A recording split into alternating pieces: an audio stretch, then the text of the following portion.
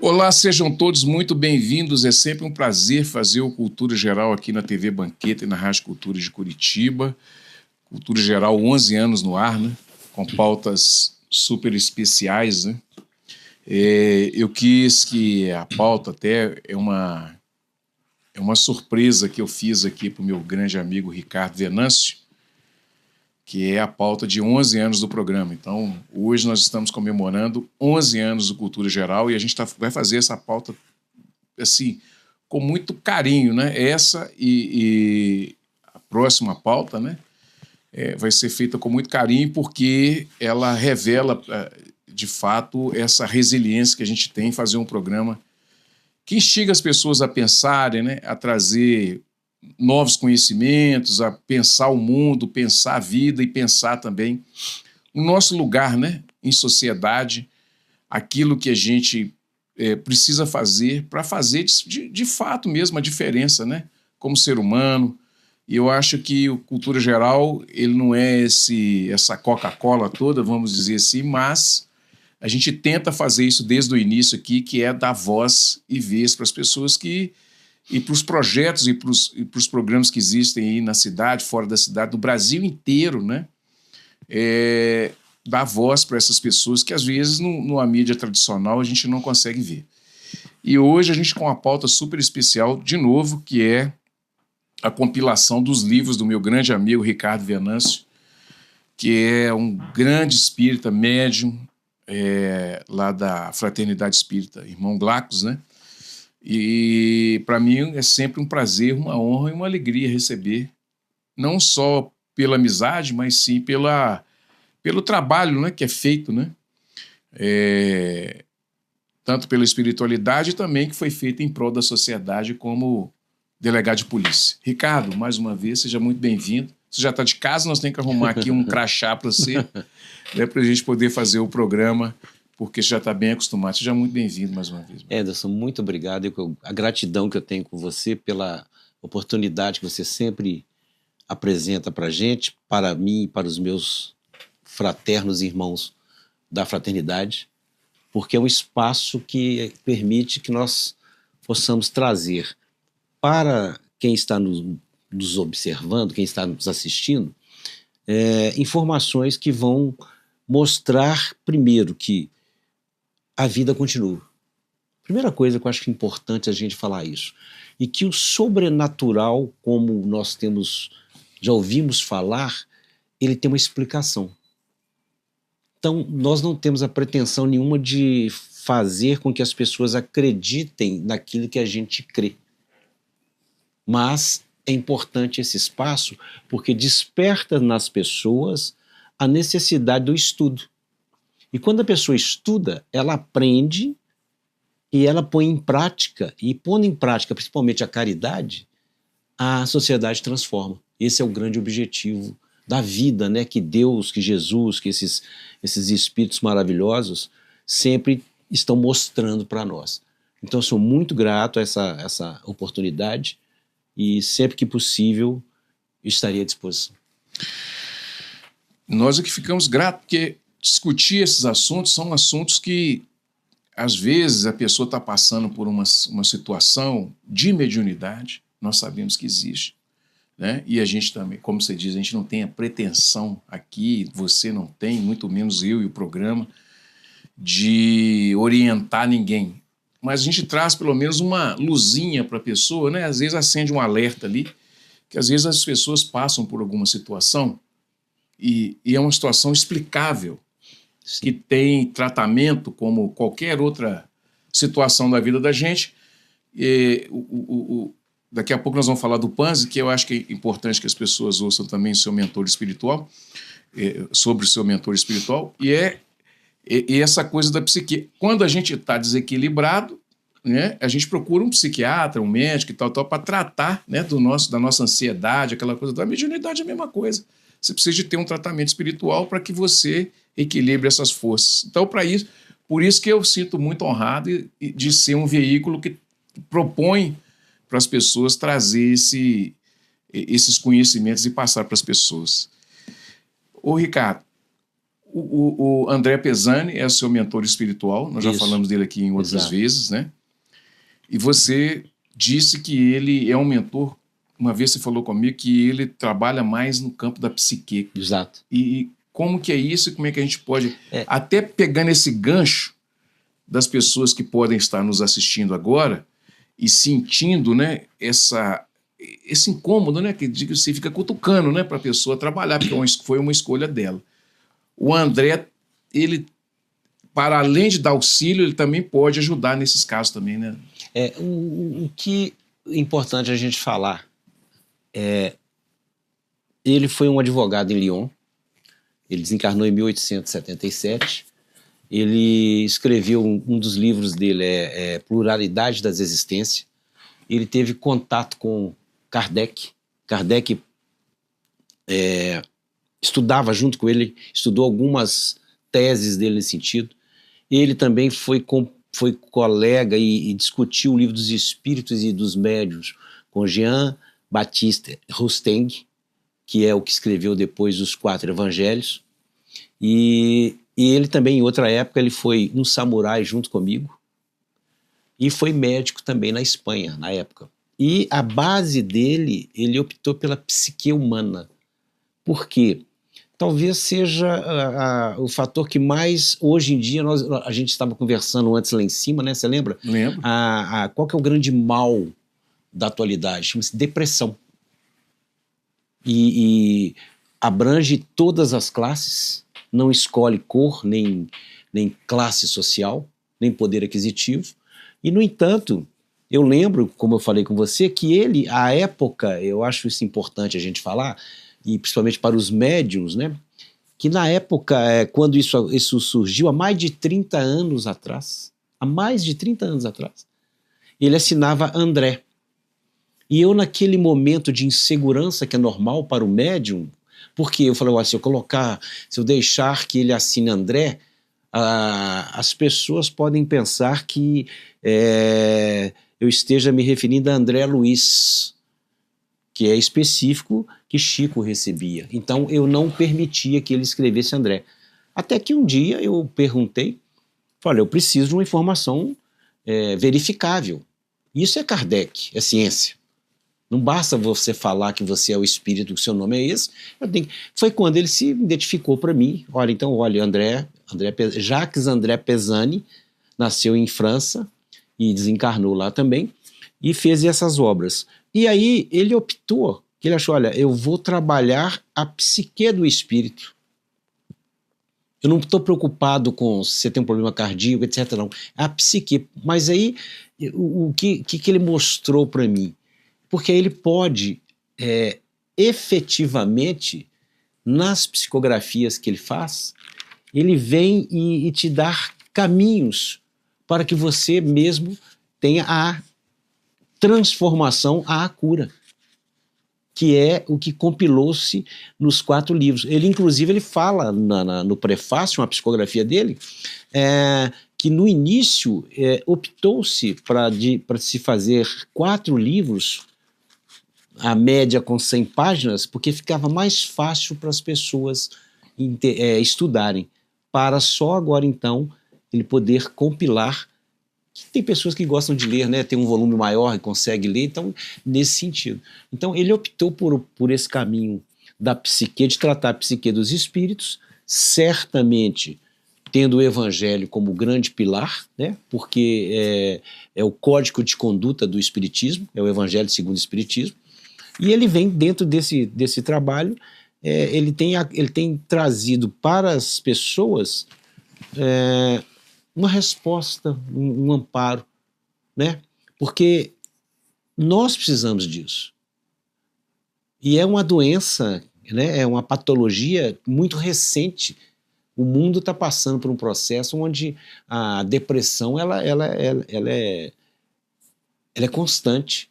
Então, se você tem uma opção de que não só não está se dizendo que deixe de ir no médico tradicional e a prescrição de medicação, não se está se falando para deixar de fazer isso, não. Muito pelo contrário.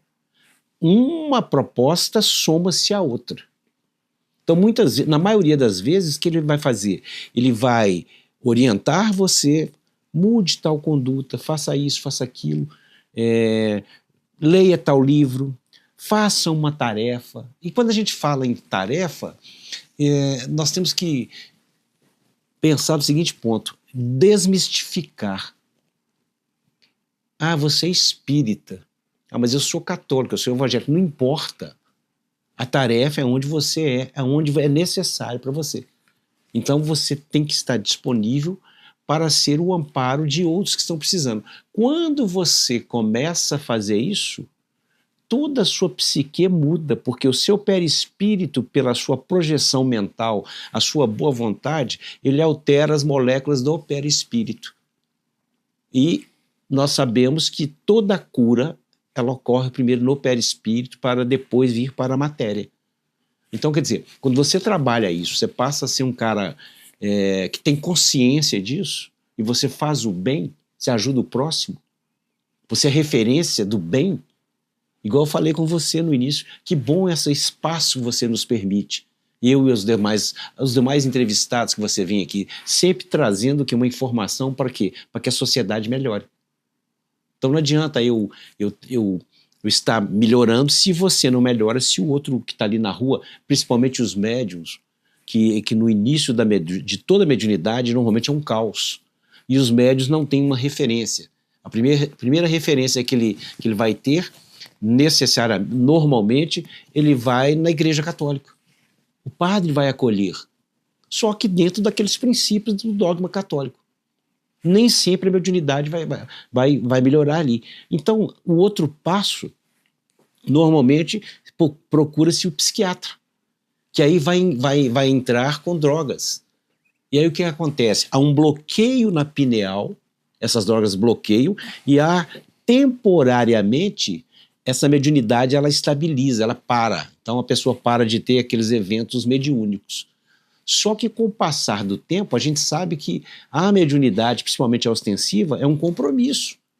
Você assinou um contrato lá no mundo espiritual, olha, eu preciso ser, nessa encarnação, eu preciso trabalhar com a mediunidade porque eu cometi algumas faltas no passado e esse é um atalho, vai me facilitar eu resgatar talvez milênios de condutas inadequadas. E aí é que entra logo depois a psiquiatria também, com a medicação também vai chegar um determinado momento que não faz falta, não vai resolver, é que chega-se ao centro espírita. E aí normalmente os familiares e os médiuns acham que vai chegar lá, eu vou chegar lá hoje e eu vou sentar na cadeira, vou sentar na janela. Não é assim que funciona. Tem que haver um estudo, tem que haver uma evangelização desse médium, porque a partir do momento que ele se transforma num médium ostensivo, ele vai ser referência para muitas pessoas que vão chegar carentes, muitas pessoas debilitadas, muitas pessoas em que desencarnou um pai, uma mãe, um filho, né, um marido, e está muito sensível. Então, se esse médium não estiver preparado para acolher essa pessoa com amor, com carinho, com paciência, né? Porque a pessoa acha que eu tenho privilégios. Não, não tem. Todos nós somos iguais, os espíritos nos tratam com igualdade. Então, esse médium ele tem que estar preparado para poder exercer a mediunidade, principalmente seguindo as pegadas de Jesus Cristo, que foi o nosso grande irmão que teve nessa terra. Então, isso aqui é um dos primeiros contatos que a gente tem com a mediunidade, é um caos. Mas que bom que nós temos solução. Hoje nós temos mecânico para isso. Dura na época de Chico, não tinha. Nossa Senhora, você imagina, é um ponto interessante a gente tocar nesse assunto. Você imagina naquela época o Chico com a mediunidade dele aflorando, e a mediunidade do Chico é sugêneres, né? Uhum. E a quem que ele socorria? Que ele ia pedir orientação. Mas nós sabemos também que espíritos da estirpe de Chico Xavier, Divaldo e Irmã Dulce, nós já falamos sobre isso, são espíritos preparadíssimos. Né? Eles não são espíritos como nós. Uhum. Eles estão num outro nível, são espíritos missionários. E são muito amparados e sofrem Eu falo, às vezes, alguma coisa me incomoda, quando me incomoda no meu íntimo, né? Que eu fico meio chateado, assim. Primeira coisa que eu lembro de Chico e Divaldo.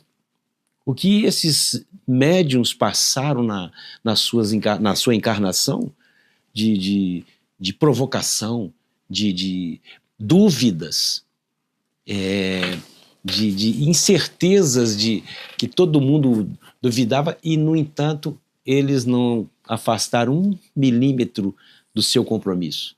Então, são exemplos para todos os médiuns. É a disciplina, o estudo, a humildade, não se cobra. Não se cobra. Médium não pode cobrar nada. Nem a gratidão. Não sei se você entende. Quer dizer, eu sou instrumento. Por consideração, eu sou muito grato. Nem isso ele pode... Ele tem que passar despercebido. Porque quando nos foi dada essa oportunidade, um dos objetivos é esse, você trabalhar a sua humildade, você entender que você, igual nós brincamos aqui, eu sou o grafite do lápis, o grafite do lápis que foi feito à ponta. Então é isso aqui importante, sabe? O Ricardo, nesses livros que você escreveu, o primeiro, que traz grandes lições, né, vamos dizer assim, o que mais te pegou assim, no primeiro livro? A caridade. E é uma afirmativa, né, que nós temos, que fora da caridade não há salvação. Sabe por quê? Você, quando faz a caridade, você tem sutilmente o beneficiar, você que se beneficia no final, porque volta para você.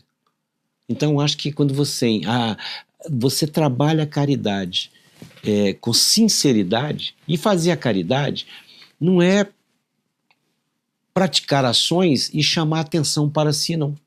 Chamar as pessoas, olha, eu estou fazendo isso, olha, eu estou ajudando aquilo. Não, é fazer quase que na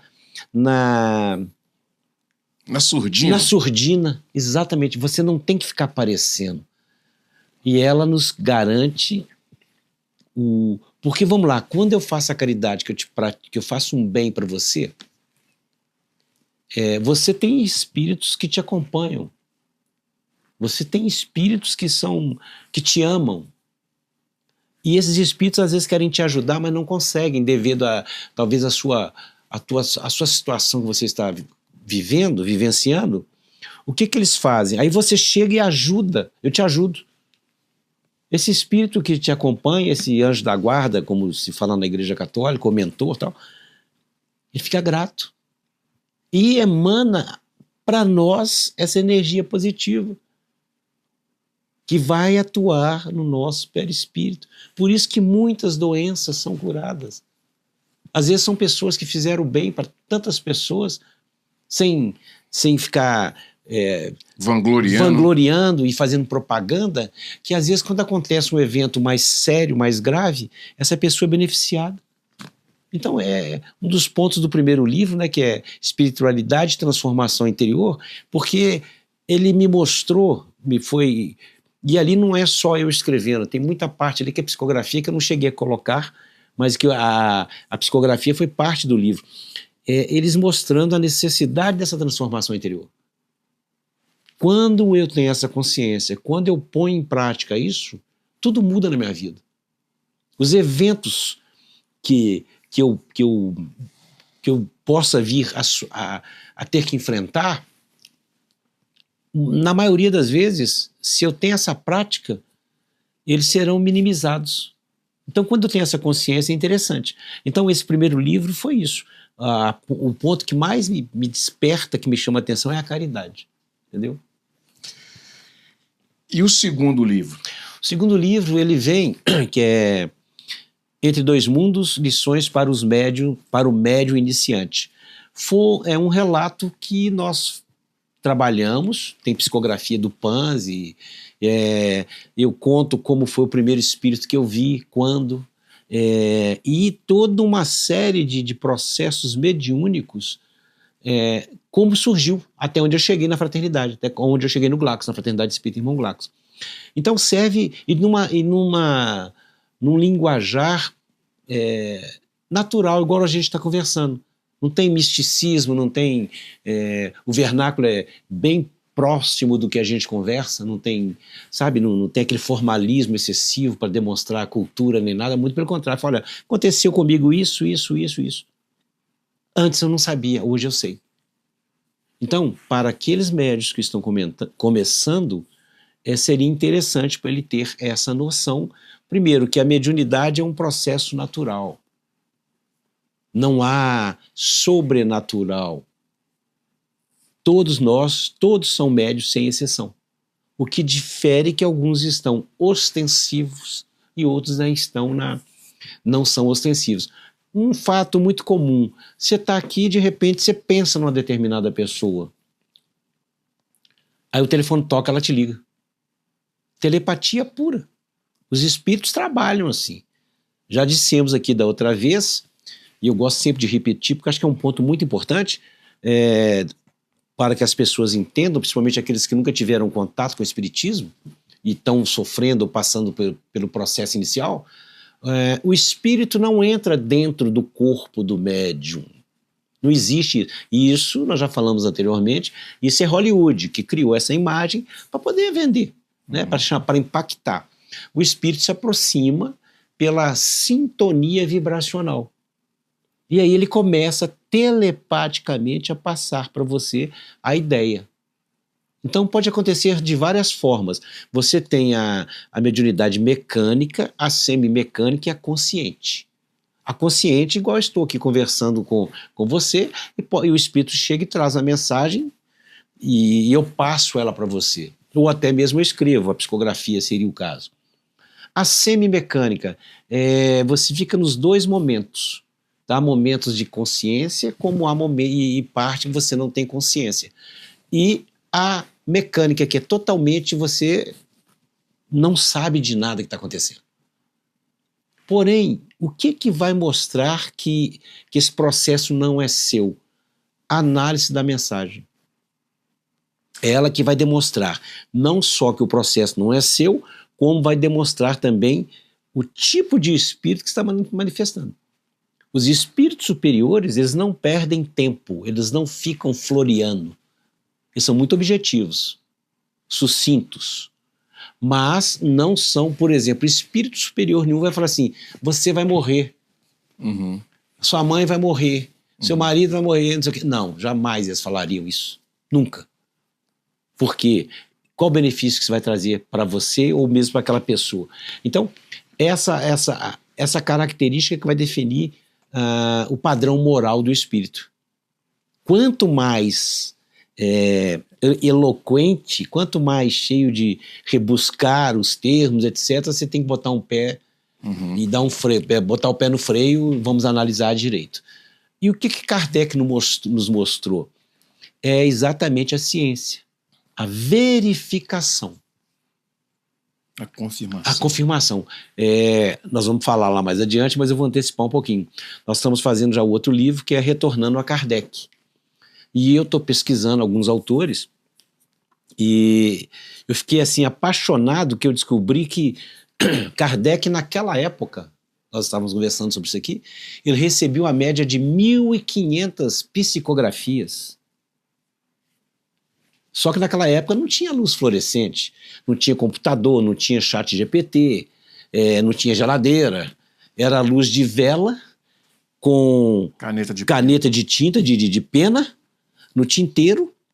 Agora você imagina esse espírito, né, esse ser, lendo 1.500 cartas por dia e separando, isso aqui tem a ver, essa aqui não tem a ver. E o que é mais interessante, os espíritos confirmavam de diversas fontes a mesma resposta. Que é o que nós temos que estar atentos. Então não é só E eu falo sempre quando eu faço as palestras, eu normalmente no final encerro. Não acreditem em nada do que eu estou falando. Vão estudar, vão pesquisar, vão verificar. Porque nós somos falíveis, todos nós somos falíveis. Mas quando a verdade ela vem de várias fontes, está confirmando que Kardec sempre nos mostrou, né? O kardecista é isso, é o estudar, é verificar. Ô Ricardo, antes da gente ir para o intervalo, a gente vê hoje, são duas situações, né, que as casas espíritas, né, elas precisam também adequar-se a essa moçada que está chegando, né, porque nós sabemos, nós já tivemos essa informação, que está chegando espíritos novos, né, já mais evoluídos e tal, com outras perspectivas, e a gente vê as próprias crianças, com a idade que têm, com os questionamentos que fazem. Nós já falamos disso aqui também em outra época, de adaptação. Mas, ao mesmo tempo, as pessoas que estão administrando têm que ficar atentas, porque existe também uma romantização do trabalho espírita, né? Seja ele em qual casa for, seja ele na casa espírita, lá na fraternidade, ou nas fraternidades espíritas, seja eles também nos terreiros de Umbanda. Existe uma romantização. Então você vê assim, os mentores que já são mais experientes e aqueles alunos das fraternidades, dos centros e tal, que já são mais dedicados, eles conseguem perceber isso claramente, porque as pessoas precisam, para se fazer um trabalho mediúnico de qualidade, de qualidade com boa qualidade, vamos dizer assim, tanto do médico quanto do consulente, ele tem que ter uma bagagem muito forte, né? O que a gente observa, você falou, quando você fala romantização, o que eu observo é o seguinte, as pessoas preferem ler os romances psicografados. Eu faço uma crítica veemente sobre isso. Eu acho que todo espírita tem que estar lendo e estudando o livro dos espíritos e do médium. É toda a vida. Kardec, você pega o Kardec, rapaz, você vai ler o Kardec. Ele compilou o livro dos espíritos em 1857. Você pega para ler hoje, cada vez que você lê, você aprende uma coisa. Às vezes a mesma lição. Então... porque você já viveu outras coisas, né? Não, e outra coisa que a gente sempre observa, você muda a cada segundo. O Betão, que estava aqui há 5 minutos antes de fazer essa pergunta, já não é mais o mesmo de agora. Você já mudou. Isso acontece com todos. Então, você precisa estudar, porque cada vez que você estuda, e é independente de ser espírita, evangélico, católico, você estudando a sua doutrina, a cada vez que você lê, a cada vez que você busca uma resposta mais, digamos, mais transparente, você cresce. Isso é evolução. Então, é bacana. Algumas pessoas falam, mas tem pessoas que não conhecem o espiritismo e os livros romanceados, nem sei se está certo o termo, ele é mais fácil para entender. Falar, mas peraí, você precisa... Se você está chegando numa doutrina, você tem que se adaptar a ela. E não ela se adaptar a você. É o que nós falamos lá. O que a gente está observando é que com esses romances, nós estamos materializando os espíritos, ao invés de nós nos espiritualizarmos. Você entendeu a diferença? Sim. Então isso aqui é o que eu acho que é o ponto fundamental. Então toda casa deve dar prioridade, no meu entendimento, alguns podem até não concordar, com o livro dos espíritos e o livro dos médiuns. A casa espírita. Então tem que ter abordagem sempre desses 2 livros, porque são a base, são a gênese também, é fantástico. Kardec é extraordinário, cara. Os milagres e as predições. Não, ele é extraordinário, ele não tem... Acaba com essa de milagre. O milagre, o que é o milagre? O milagre é uma coisa que você desconhece. Ele só é milagre enquanto você não conhece o fenômeno. Como é que acontece? A luz, por exemplo, quando o Thomas Edison lá ligou a primeira luz. Aquilo foi um milagre. Claro, ninguém conhecia nada, ninguém sabia nada. A partir daí, olha aí. A ciência pura. Hoje a ciência, eu estava falando com você, os chineses estão tão evoluídos, cara. Estão em termos de IA, é um negócio assim assombroso.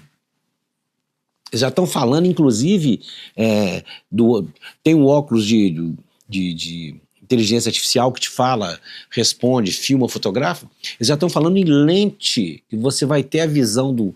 Eu quero ir para tal lugar, tal rua. O GPS do mapinha vai aparecer na lente e vai te mostrar. Mas peraí, já está tendo, eu vi lá. Já estão fazendo órgãos com impressora 3D.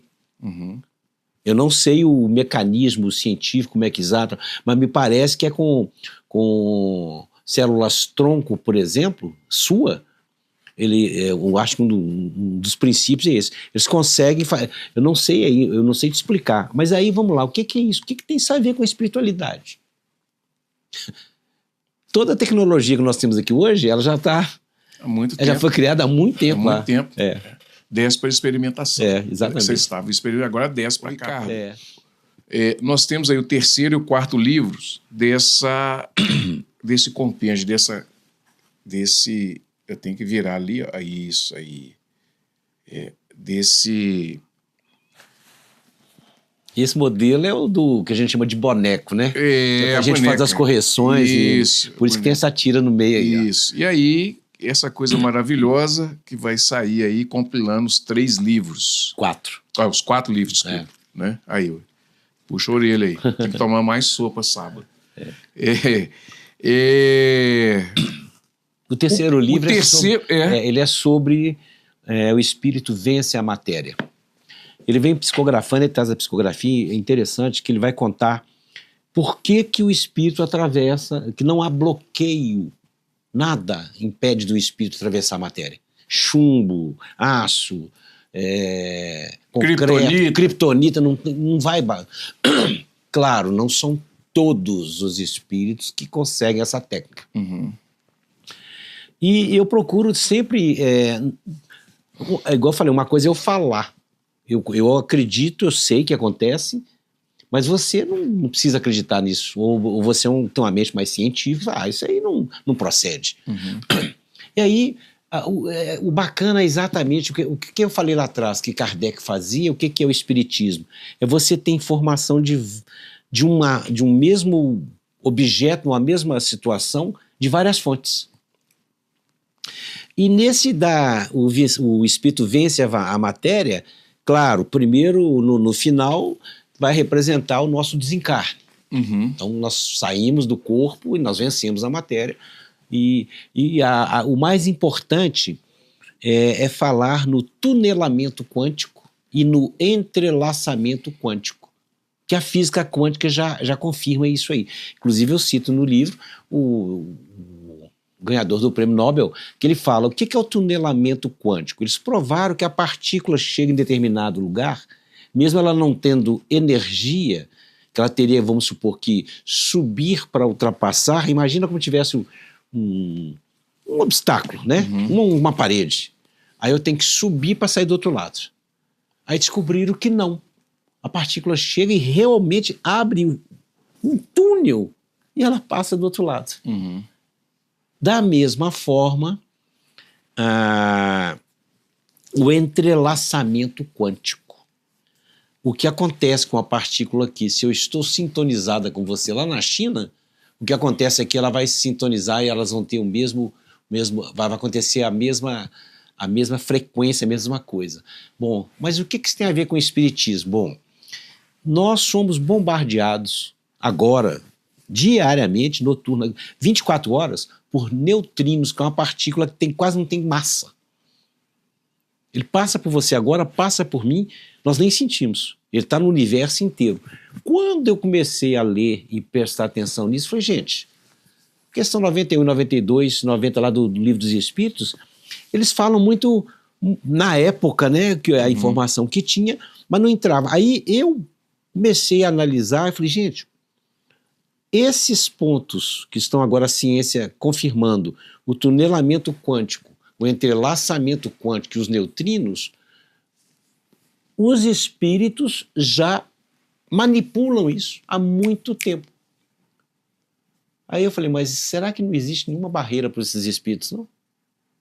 Porque como é que você vai estar no seu quarto com a sua mulher na hora da intimidade, você vai ficar exposto? Que é o medo que muita gente tem. Que é o medo que todo mundo tem, né? Aí o que acontece? Ué, mas se você está falando que não há barreiras, realmente não há. Mas tem um negócio chamado vibração, sintonia vibracional. Essa é a barreira que eles não conseguem passar. E como é que isso acontece? Quando você faz... E aí qualquer religião tem. No Espiritismo a gente fala culto cristão no lar.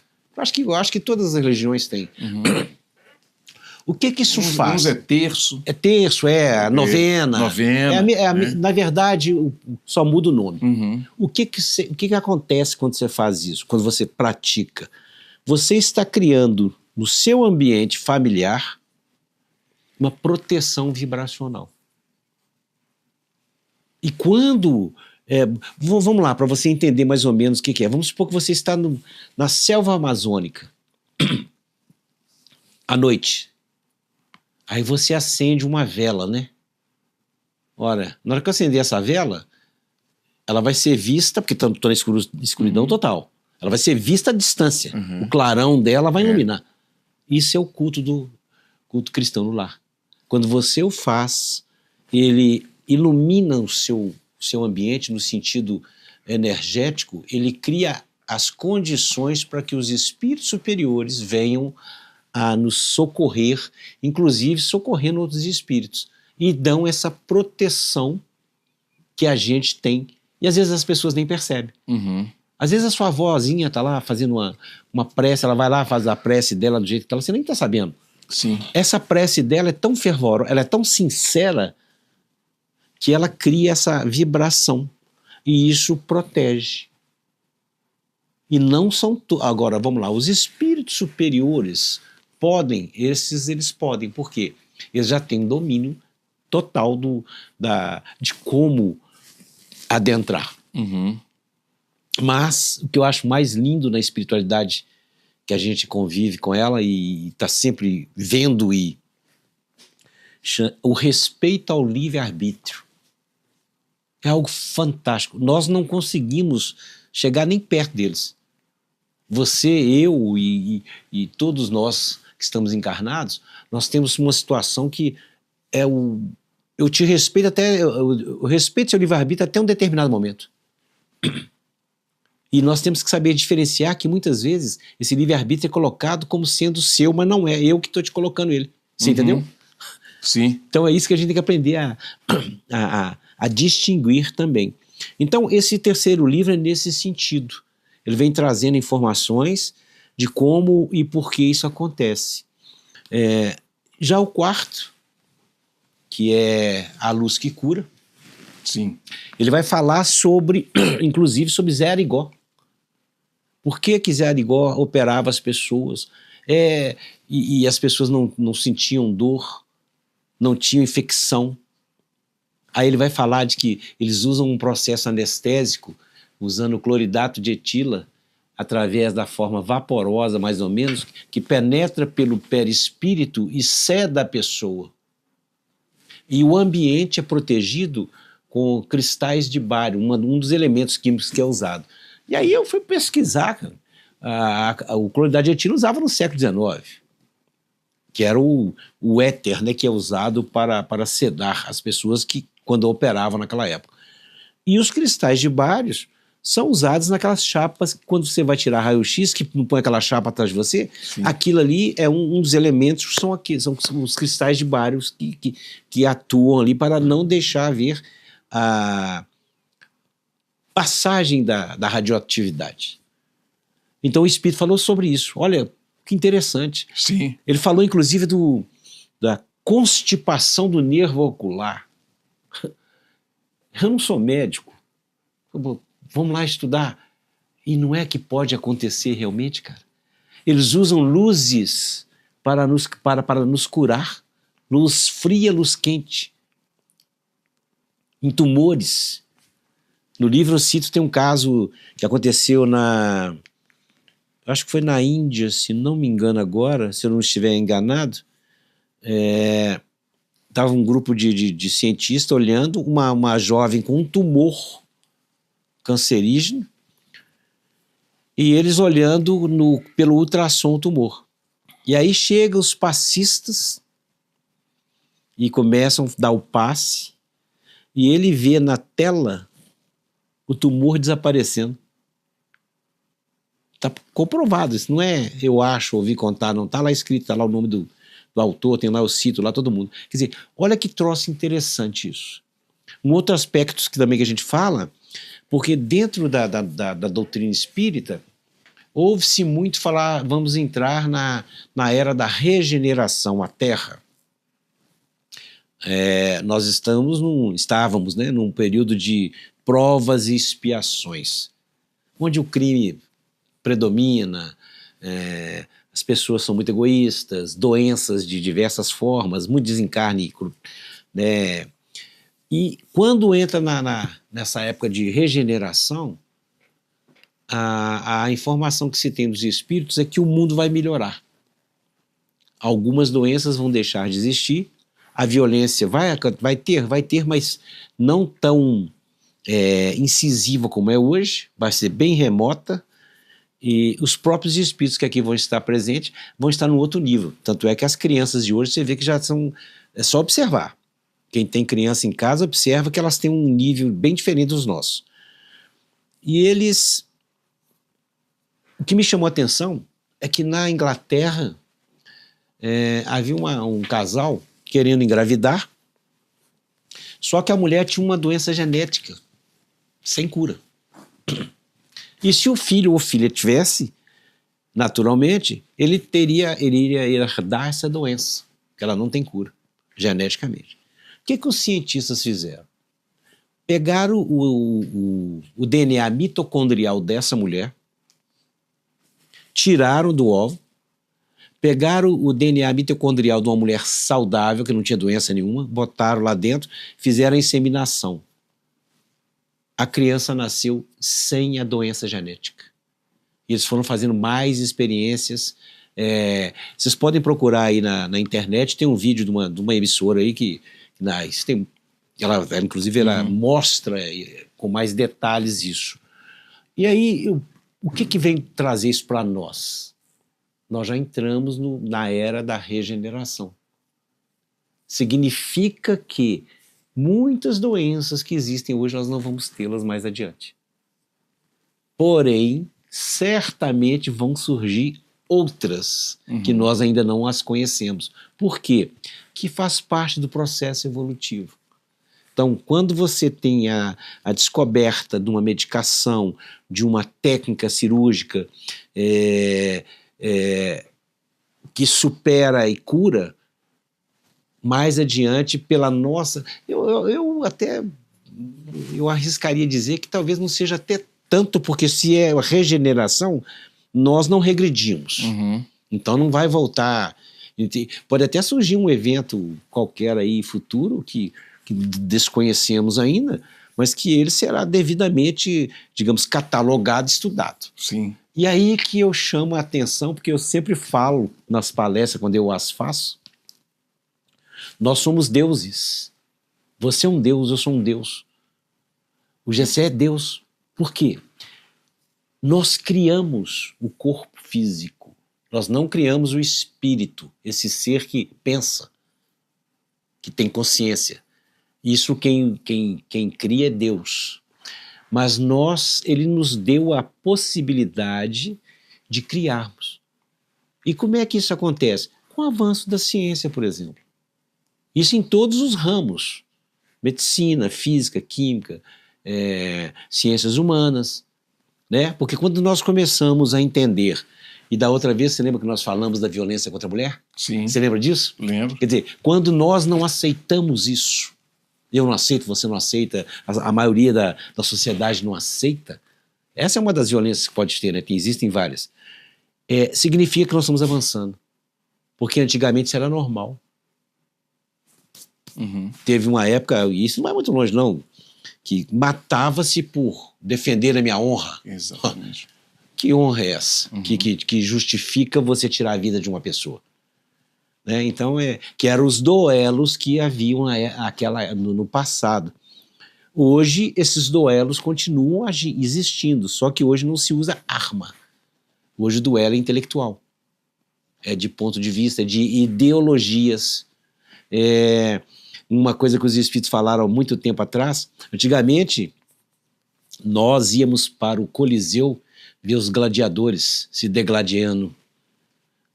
Nós evoluímos. Hoje nós vamos para os campos de futebol ver a Copa, ver o Cruzeirão ganhar, né? Voltou, graças a Deus. Ô, Ricardo. E aí, deixa eu completar. Aí, desses 4 livros, eu conversando com o Panzi, aí ele fala, não, agora nós podemos uni-los num único volume, que é esse que está aí. Que é esse aqui.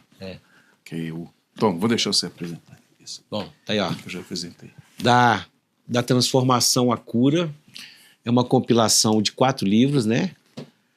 Espiritualidade e transformação interior, Entre Dois Mundos, lições para o médium iniciante, O Espírito Vence a Matéria e A Luz que Cura. Aí, ó.